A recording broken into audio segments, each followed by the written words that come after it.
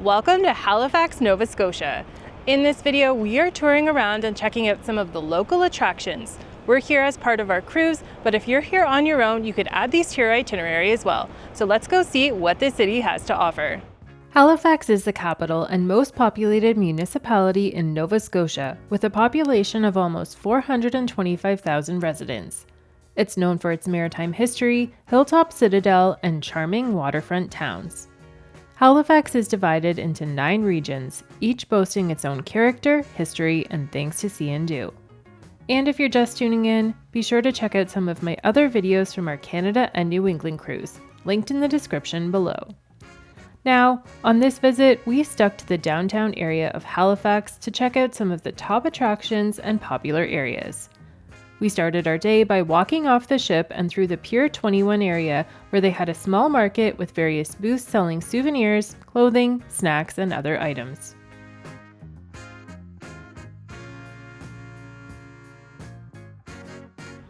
We are off the ship and exploring Halifax, Nova Scotia by foot today. We have no trolley tour booked, no driving tour of any kind, so we're just going to be doing this all on foot.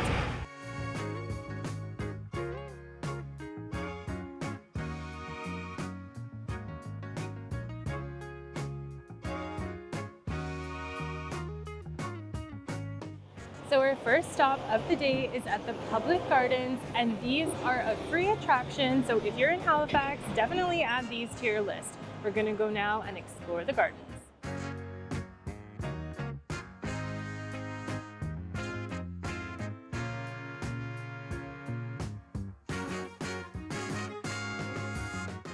The Halifax Public Gardens is one of the finest surviving examples of Victorian gardens in North America.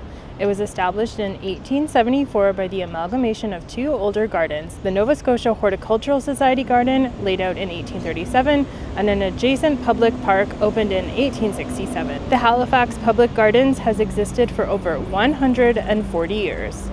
Something I've noticed walking through these gardens is that they are right up there with some of the botanical gardens we visited in the past.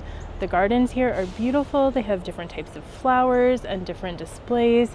Plus they have a cute little fowl pond for the fowl birds, and we've seen some ducks. Very cute. And in a world where nothing's free, it's amazing that this is actually free. And it seems everywhere we turn down a new path, there's something else that's beautiful to look at and take in. They have numerous fountains. They have a gazebo that looks like a band would play there, and you could sit and enjoy the music. So definitely add this to your list if you're in Halifax.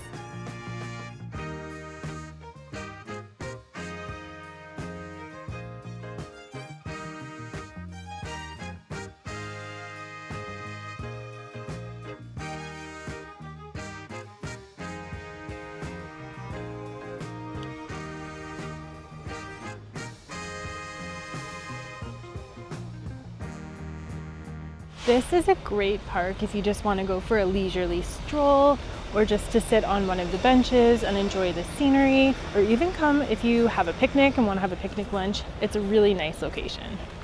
And honestly, if you've been to Halifax before and don't want to do a whole lot, this might be a great place to come just to get off the ship, maybe read a book and enjoy the afternoon.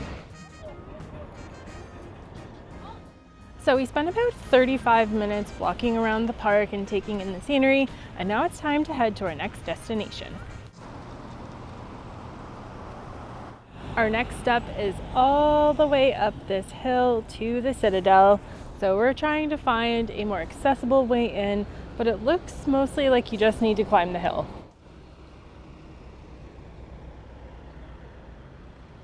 Of course, I'm wearing my hiking sandals, so that's always helpful, right? Doesn't look that bad. It is pretty steep. My thighs are burning.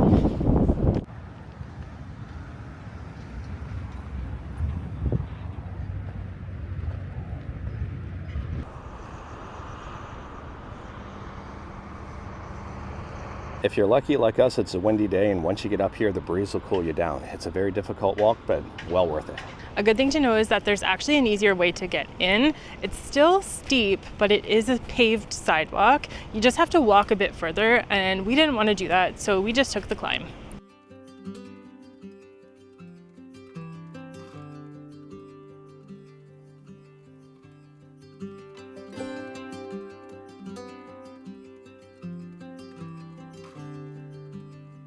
We're now in the Citadel, and it's a very economical attraction. Adults were $13.25 Canadian, kids were free, and seniors were less than the adult rate. And now we're going to explore.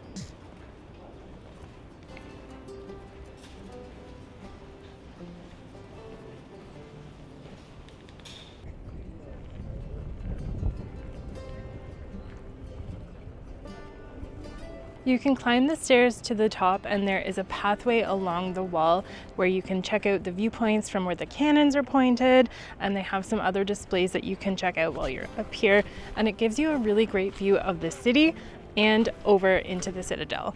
At the Citadel, you can discover what it was like for British troops who lived here in the year 1869 when Queen Victoria reigned and the new nation of Canada was just 2 years old.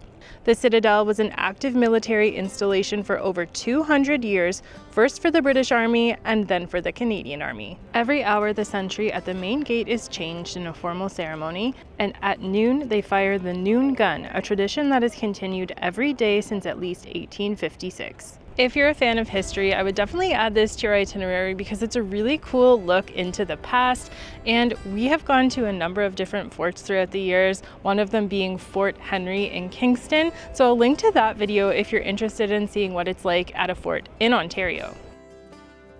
They also have demonstrations throughout the day where they share more about the traditional military uniforms and weapons used by the soldiers. And while you're here, you may want to get some lunch or something to drink at the cafe. They have a variety of items available. Plus, there's an information center to give you more information about this area and a gift shop if you want to get any souvenirs. Plus, they have public restrooms.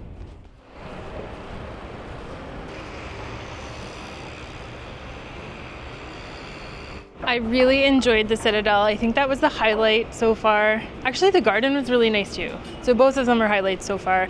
Now we are on our way down to the Maritime Museum down this very steep street. So we are going at a snail's pace and enjoying it.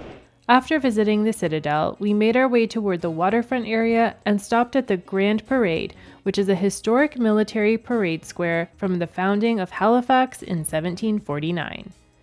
Here you can find St. Paul's Church, a memorial built to commemorate soldiers serving in World War I, and the beautiful City Hall building. Down by the waterfront, we found the Halifax Ferry Terminal and a beautiful waterfront walkway with shops and restaurants. And by this time, I needed a snack.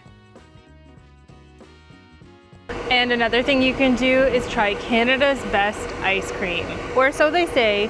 I got myself a mooey gooey single scoop from Cows with a waffle cone so that Alan can eat the waffle cone. And I'm gonna dig in. That's really good. It's very good. Our next stop was the Maritime Museum of the Atlantic. So this is another affordable attraction. Adults are $9.55, seniors are $8.50, youths 6 to 17 are $5.15, and children under 6 are free. We waited in line to pay for our admission and then did a self-guided tour throughout the museum. This is Canada's oldest and largest maritime museum, with relics of Canada's naval past on display. So we are sitting outside in the observatory area now, taking in the sights of the harbor, and this was a really great attraction. I'm really glad we did it, and especially my childhood self is very glad I did it because of all of the Titanic information that was posted around and the artifacts. It was really cool. So if you were a fan of the Titanic movie or just the stories from the Titanic, it's really cool to check that out. Plus, there were even other exhibits that were really interesting and so many shipwreck artifacts, which was super cool. So if you are in the area, I would recommend adding it to your list and taking some time because it'll take you time to get through everything here. In the historic waterfront area, there were lots of small food stalls and dining options. Plus, it was a lovely area to take a leisurely walk, look at the boats, and if you wanted to go on a harbor tour, this would be the spot to do it.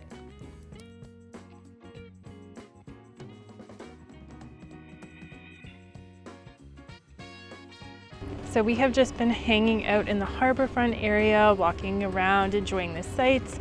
There is a CSS Acadia sign here across from the ship. Unfortunately, the ship's not open. I'm not sure if it's regularly open and you can take tours there, but I would add wandering around the harbourfront area to your things to do here because it's a beautiful area, lots of shops, restaurants, souvenirs, things to look at. It's a fun place.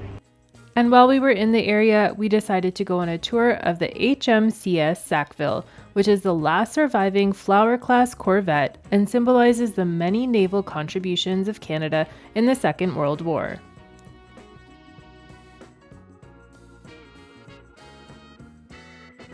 The HMCS Sackville was accorded official recognition by the Government of Canada as the Canadian Naval Memorial.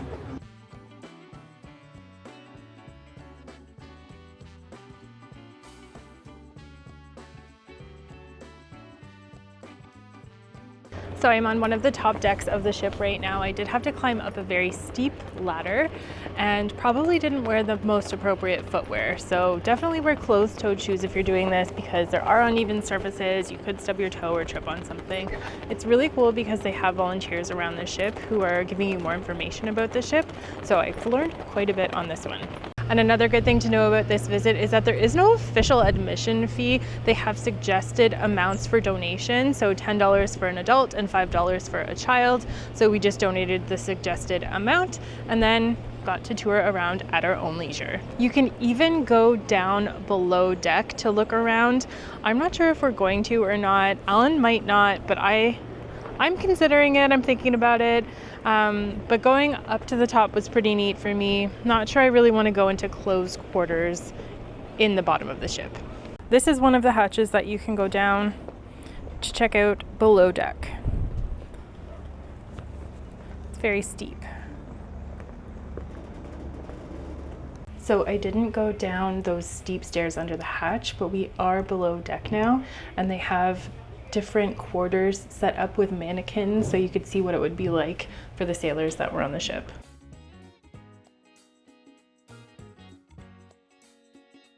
After our tour of the ship, it was time to find something to eat for lunch.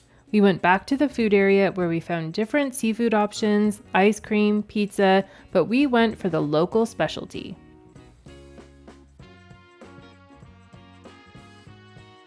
For lunch, we decided to try something new, so we got the Halifax special, which was the donaires or donaires, however you say it.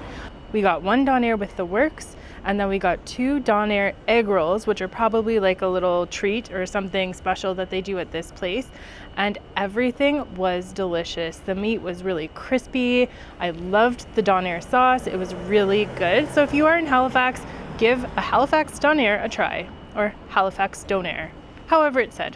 Next up on our list of things to do in Halifax is the Alexander Keith's Brewery. It's just across the street, so let's go check it out. So we came to Alexander Keith's Brewery to do a tour, but unfortunately the next tour is at 3 p.m. and it's an hour long, and there's still some other things we want to see, so we thought we would just have a beer here. But unfortunately they only sell beer for take-home consumption, so we're just going to carry on. Make sure you plan enough time if you are on a cruise and want to do the tour, because it is an hour long and they do recommend getting here in advance to get your tickets. Right in the port, there are also some things that you can check out if you're here, like the Halifax Pier pub. There is the Immigration Museum. We're not sure if we're going to have time for that because we are stopping at Garrison Brewing Company. This is Garrison Brewing Company, which is right outside of our pier, so it's super convenient. The brewery was packed with cruise ship passengers and crew, and it took a while to wait in line at the bar for service. We got one flight to split and then found a seat outside on the patio. The beer was all delicious, and it was a nice break before heading off to our final attraction, the Canadian Museum of Immigration at Pier 21. And this meant it was a very convenient final stop for our time in Halifax because it was right where we needed to get back on the ship.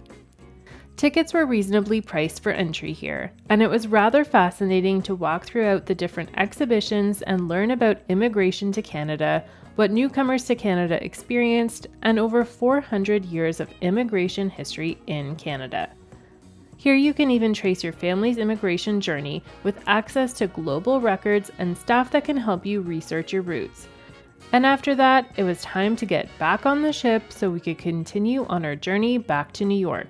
But we did get to enjoy some final picturesque views as we cruised out of the Halifax port. Well, I hope you enjoyed seeing around Halifax, Nova Scotia with us, and that this video can be helpful for you if you're planning a trip here in the future. Whether you come by cruise ship or on your own, there is a lot to see, and so much to see we didn't even get to cover half of it in this video. Anyways, if you like this video, don't forget to leave a like, subscribe to my channel, and hit that notification bell so you don't miss any of my upcoming videos. Thanks for watching, and I will catch you in the next one. Coming up, I'll be sharing more information about the food on this cruise, what was included, some specialty options, and my overall thoughts, so stay tuned for that.